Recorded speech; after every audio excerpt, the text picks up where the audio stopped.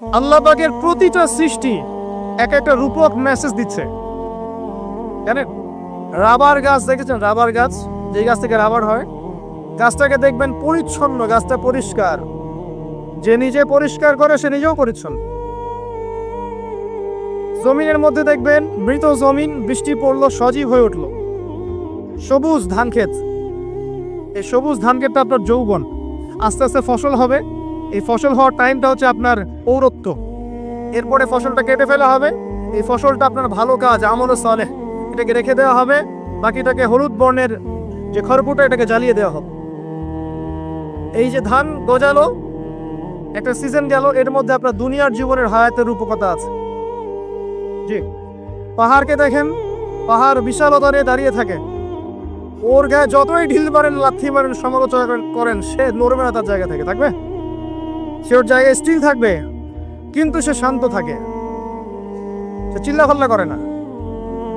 তাই যারা সাহসী বীর, তারা বেশি কথা বলে না, শান্ত থাকে। যারা পাহাড়ের মতো দৃঢ়, ওরা বেশি কথা বলে না। সাগরকে দেখেন, বিশাল সাগর। কক্সবাজারে যান, সাগরকে বিশাল সাগর গর্জন করছে, ভিতরে অনেক সম্পদ, অনেক মাখলুক আছে। আপনি সামনে গিয়ে দাঁড়ান, বিনয়ের সাথে আপনার পা ধুয়ে দিবে, কোনো অহংকার করবে না। প্রতিটা সৃষ্টি আল্লাহ পাকের এক একটা মেসেজ দেয়। ঠিক মেয়ে মানুষও একটা মেসেজ দেয়। কি মেসেজ? আল্লাহ পাক মানুষকে সবচেয়ে সুন্দর করে সৃষ্টি করেছেন, আর মানুষের মধ্যে মেয়েদেরকে সবচেয়ে বেশি সুন্দর করে সৃষ্টি করেছেন। আল্লাহ পাকের সবচেয়ে সুন্দর সৃষ্টি হচ্ছে মেয়েরা, এবং তারা খুব নরম হয়, নরম, প্রজাপতি ধরার মতো। প্রজাপতিকে ধাপ করে ধরতে পারবেন না আপনি। শক্ত করে ধরতে গেলে প্রজাপতি নষ্ট হয়ে যাবে, মরে যাবে।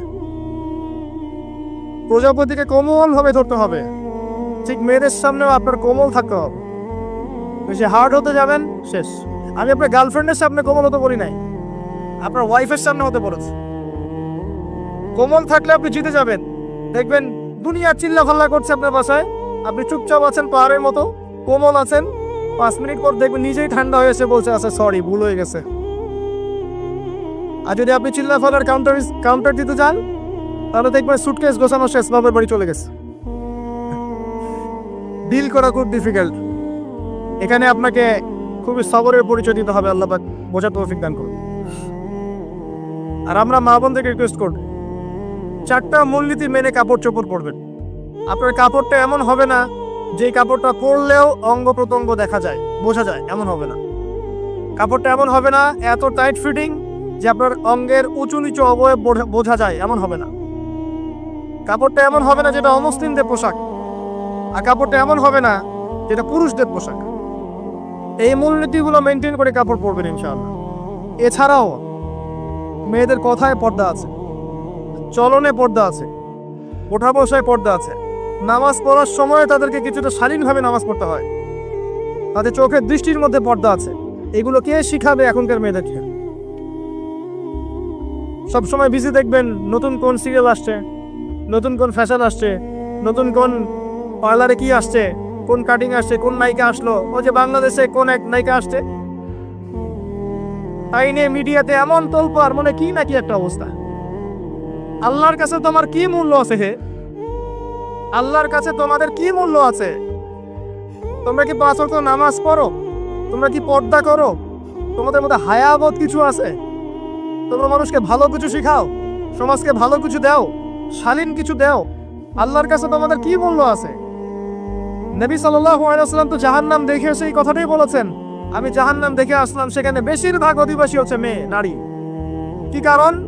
তারা এমন কাপড় চোপড় পরে বাইরে ঘুরতো, যেই কাপড় পরেও তারা নগ্ন থাকতো। আমি কি ব্যাখ্যা করতে হবে? আপনি দেখতে পারেন না?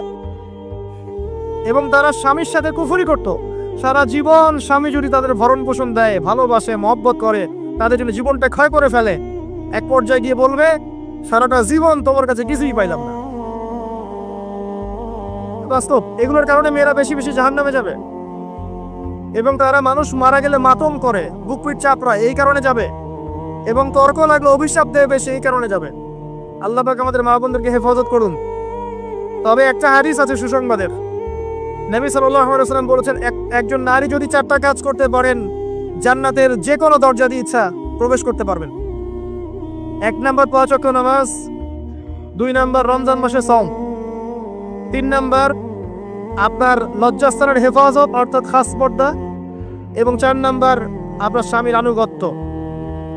ফ্যামিনিস্ট আকীদার মেয়ে হলে আনুগত্যকে দাসত্ব মনে করে, স্বামীর আনুগত্যকে তারা দাসত্ব মনে করে। স্বামী কে? স্বামীর সম্মান বোঝেন আপনি? স্বামী কে? যার ব্যাপারে নবী সাল্লাল্লাহু আলাইহি ওয়াসাল্লাম বলেছেন, আমি যদি আল্লাহ ছাড়া অন্য কাউকে সেজদা করতে বলতাম তাহলে মেয়েদেরকে বলতাম তারা যেন স্বামীদেরকে সেজদা করে। আপনাকে আমি কিভাবে বুঝাবো স্বামী কে, স্বামীর মর্যাদা কোথায়? এগুলো কি ইসলাম মেয়েদেরকে ডমিনেট করছে এগুলো দিয়ে? কেন? এই স্বামী আপনার জন্য সারাটা জীবন ক্ষয় করে ফেলে। একটা চোর পর্যন্ত, একটা চোর, একটা করাপ্টেড মানুষ, দুর্নীতিগ্রস্ত মানুষ, সে চুরি করে দুর্নীতি করে এনে বাচ্চাকে খাওয়ায়। একটা ধর্ষক পর্যন্ত ওর মেয়েকে আদর করে। পুরুষ মানুষ কি জিনিস কেমন করে বুঝবে? সারাটা জীবন ক্ষয় করে ফেলায়। যদি আপনি তার আনুগত্য করেন, তার সামনে সুন্দর মতো থাকেন, তার কথার সাথে তর্ক না করেন, ভালোবাসা দিয়ে থাকেন, আপনার জন্য সে জীবন দিতে প্রস্তুত থাকবে। এরকম পুরুষ মানুষ আপনাদেরকে কেউ চোখ তুলে তাকে চোখ তুলে ফেলাবে, এরকম পুরুষ মানুষ। আর এখন তো পরিস্থিতি ডিফারেন্ট। বাসায় পুরুষ বাইরের ছেলের সাথে ফোনে প্রেম হয়ে গেছে, পালাই চলে গেছে, বিয়ে করে ফেলছে। দেখবেন বাসায় স্ত্রী আছে, বাইরের মেয়ের সাথে প্রেম করে বিয়ে করা শেষ। বিয়ে করলে সমস্যা নাই, ব্যভিচার করে ফেলছে, বিয়ে সে করতেই পারে, সেদের সমতা রক্ষা করতে পারে, সেটা তার ডিফারেন্ট ইস্যু, এটা অন্য ইস্যু। তো স্বামীর আনুগত্য আপনি কিভাবে বুঝাবেন? এটা দাসত্ব নয়। নবী সাল্লাল্লাহু আলাইহি ওয়াসাল্লাম বলেছেন, কোনো স্বামী যদি কোনো স্ত্রীকে চায়, তার প্রয়োজনের জন্য চায়, মহব্বতের জন্য, স্ত্রী যদি চুলায় রান্না করতে থাকে, ওই রান্না ফেলে দিয়ে তাকে আসতে হবে। হাদিস। রাতের বেলা স্বামী স্ত্রী শুয়েছে, স্বামীর চাহিদা আছে, স্ত্রীর কোনো সমস্যা নাই, স্ত্রী ফিট, ইচ্ছা করেই অহেতুক স্বামীকে বলল আমি রাজি না, উল্টা পাশে মুখ করে ঘুমিয়ে গেল। আল্লাহর নবী বলছেন সারা রাত আল্লাহর পক্ষ থেকে একজন ফেরেশতা আসবে, এসে এই নারীকে অভিশাপ দিতে থাকবে। এখন একটু হাদিস শুনলে বলবে যে ইসলাম তো মেয়েদেরকে ছোট করছে। একজন মেয়ে তার একজন স্বামীর কথা বলছে, স্বামী তার মেয়ে, তার স্ত্রী, তার মা, তার বোন, সবাইকে তার মিরাসের হক দিতে হয়। একজন মেয়ে তার বাবার সম্পত্তি পায়, কোনো কোনো ক্ষেত্রে তার ভাইয়ের সম্পত্তি পায়, তার স্বামীটা তো পাই, তার ছেলের টক, নানি হলেও সম্পত্তির হক আছে। একটা মেয়েকে চতুর্দিক থেকে সিকিউর করা হয়েছে ইসলামে। তারপরেও কিছু ফ্যামিনিস্টের কারণে এরা বলবে যে মেয়েদেরকে ইসলাম ছোট করছে। হ্যাঁ, মেয়েদেরকে ইসলাম কেন ছোট করছে? কারণ পর্দা করে যে বাইরে বেরোতে বলেছে, ঢ্যাং ঢ্যাং করে নগ্ন হয়ে বেরোতে নিষেধ করেছে, এই কারণে। যদি বলে যে ইসলাম আপনাদেরকে ফ্রি মিক্সিং এর স্বাধীনতা দিচ্ছে, আপনারা সবাই ফ্রি মিক্সিং করেন, গেঞ্জি পরেন, টি শার্ট পরেন, স্যান্ডো গেঞ্জি পরে বাইরে ঘুরে বেড়ান, টাইট ফিটিং প্যান্ট পরে বাইরে ঘুরে বেড়ান, সব জায়গায় আপনারা ফ্রি মিক্সিং করেন, পর্ন দেখেন, জেনা করেন, মদ খান, ইসলাম খুব ভালো। তখন তোমাদের জন্য তো ইসলাম নয়, তোমরা জাহান্নামে যাও, আল্লাহর কি আসে যায়? ইসলাম তোমাদের জন্য নয়, তোমরা জাহান্নামে গিয়ে মরো, ইসলামের কিছু যায় আসে না। আল্লাহর ওয়াস্তে পারিবারিক আদর্শের দিকে ফোকাস করে প্রিয় ভাই। নিজে জাহান্নামের আগুন থেকে বাঁচেন, পরিবার বর্গকে বাঁচান, পরিবার একটা পার্ট হচ্ছে আপনার পিতামাতার সাথে খারাপ আচরণ করতে যায় না আল্লাহর ওয়াস্তে। সেই ব্যক্তির জন্য ধ্বংস যার পিতামাতা বেঁচে আছে, তাদের হক আদায় করে সে জান্নাতে যেতে পারলো না, তার জন্য ধ্বংস। আরেকটা অংশ আছে আপনার সন্তান সন্ততি, বাচ্চা কাচ্চার প্যারেন্টিংটা খুব সুন্দর করে করেন। যখন আপনি স্ত্রীর সাথে মিলন করতে গিয়েছেন তখন দোয়া পড়েন, আল্লাহুম্মা বিসমিল্লাহি আল্লাহুম্মা জান্নিবনি শাইতান ওয়া জান্নিবিশ শাইতান মা রাযাকতানা। আমার মনে হয় এখনকার জেনারেশন যেগুলো আছে ফাসেক, মাদক সেবন করে, পর্নোগ্রাফিতে আসক্ত, ইয়াবাখোর, স্মাগলিং করছে, চুরি করছে, হাবিজাবি, ধর্ষণ করছে, আমার মনে হয় না তাদের পিতামাতা তাদেরকে জন্ম দেওয়ার সময় দোয়াগুলো পড়েছিল। কারণ পিতামাতা এই দোয়া পড়লে ওই সন্তানকে শয়তান স্পর্শ করতে পারে না। সন্তান হবে, সন্তান ছেলে হোক মেয়ে হোক, আপনার এটা নিয়ে মন খারাপ করার কিছু নাই। একজন কন্যা সন্তানকে লালন পালন করে সৎপাত্রে পাত্রস্থ করলে এই মেয়ে পরকালে আপনার জন্য জাহান্নামের আগুন থেকে ঢাল হয়ে যাবে। যার কাছে দুইজন মেয়ে আছে, দুইটা মেয়েকে সে ভালো করে মানুষ করেছে, নবী সাল্লাল্লাহু আলাইহি ওয়াসাল্লাম বলছেন সে জান্নাতে আমার সাথে এমন করে থাকবে এইভাবে। কেউ যদি বিধবার দায়িত্ব নেয়, সেও নবী সাল্লাল্লাহু আলাইহি ওয়াসাল্লামের সাথে এইভাবে থাকবে। এতিমের দায়িত্ব নেয়, এইভাবে থাকবে। ফ্যান্টাসিতে ভুগছেন, একটা এতিম মেয়েকে বিয়ে করেন, একটা অসহায় তালাকপ্রাপ্ত মেয়েকে বিয়ে করেন, একটা বিধবা মেয়ে যার স্বামী মারা গেছে, কেউ নাই দেখার, তাকে বিয়ে করেন, তারপরে বোঝা যাবে আপনার মধ্যে কতটুকু দিন আছে। আর বর্তমান সভ্যতা আমাদের কি সমাধান দিবে? সবাই যদি দিনদের একটা করে ক্যাটরিনা খোঁজে, এতিম, এই বিধবা, এই যাদের দেখার কেউ নাই, এই মেয়েগুলা কি রাষ্ট্রের সম্পত্তিও থাকবে? এদের দায়িত্ব কে নিবে? পুরুষরা যদি দায়িত্ব না নেয়, কে দায়িত্ব নিবে? এখন কেউ যদি ওদের দায়িত্ব নিতে যায়, তখন তাকে আবার খারাপভাবে উপস্থাপন করা হয়, এই ব্যক্তির মনে চরিত্র খারাপ। কিন্তু এদিকে বাইরে 10টা জেনা করে বেড়াচ্ছে, কোনো সমস্যা নাই, এগুলো কুস্কায়। এইসব জাহেলদের জন্য ইসলাম নয়। ইসলামের প্রতিটা বেসিক ফান্ডামেন্টাল মানবতা কল্যাণের জন্যই। এগুলোকে ফরজ করা হয়নি, আপনি নফল, আপনার সামর্থ্য থাকলে আপনি করতে পারেন, না করলে কোনো সমস্যা নেই। কেউ যদি করে যে ইসলাম পরিপূর্ণরূপে পালন করার চেষ্টা করছে, এটার উপরে আমল করার চেষ্টা করছে, তাহলে আপনি তাকে ক্রিটিসাইজ করছেন কেন? কি সমস্যা আপনার? একটা পাওয়ার হচ্ছে সন্তান সন্ততি। বাচ্চা কাচ্চাকে ছোটবেলা থেকেই মানুষ করতে হবে এমন ভাবে যাতে করে বড় হয়ে এরা এই উম্মার খালেদ এবং ওমর হতে পারে।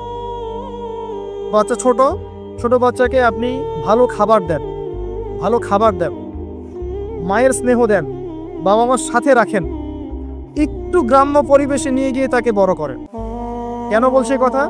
এখানে পরিবেশ সুন্দর থাকবে, সে দৌড়াবে ধুলার মধ্যে, মাঠের মধ্যে খেলবে, সুন্দর ভাষা শিখবে। এরপরে তাকে ভালো প্রতিষ্ঠানে পড়ান। প্রতিষ্ঠানটা এমন হবে যে প্রতিষ্ঠানে জেনারেল শিক্ষা, ইসলামিক শিক্ষা একসাথে দেয়া হচ্ছে, সে সব শিখবে। আমার ছেলে কোরআনে হাফেজও হবে, আমার ছেলে ডক্টরও হবে, ইনশাআল্লাহ। এভাবে করে তোলেন।